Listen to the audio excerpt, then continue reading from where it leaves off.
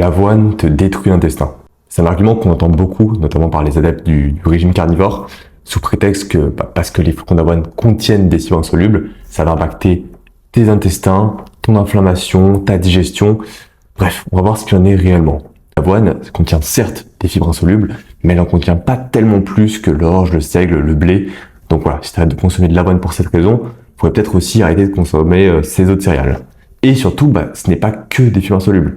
On a environ 50%, un peu moins de 50% de fibres insolubles parmi toutes les fibres de l'avoine. Déjà, qu'est-ce que c'est des fibres insolubles? Il faut savoir que les fibres insolubles, ce n'est pas quelque chose qu'il faut éviter. Ce n'a rien de mauvais pour la grande majorité des gens. D'ailleurs, selon l'EFSA, il y a 8 personnes sur 10 qui n'en consomment pas assez. Ça va servir à quoi? Ça va servir en grande partie à augmenter tes selles, à stimuler le transit et si tu en manges une quantité modérée, à améliorer ta digestion en général. Donc c'est une très bonne chose. Et concrètement, les fibres en général contenues dans l'avoine vont nous permettre de réduire l'inflammation, de stimuler le système immunitaire et d'avoir un meilleur équilibre au niveau du microbiote. Donc il n'y a clairement pas d'aggravation des troubles digestifs en consommant de l'avoine.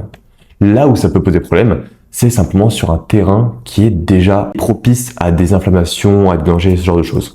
Concrètement, si tu as déjà un syndrome de l'intestin irritable, effectivement, consommer beaucoup de fibres insolubles, là, ça va poser problème. Mais pour la grande majorité des gens, ça ne pose pas de problème de consommer de l'avoine.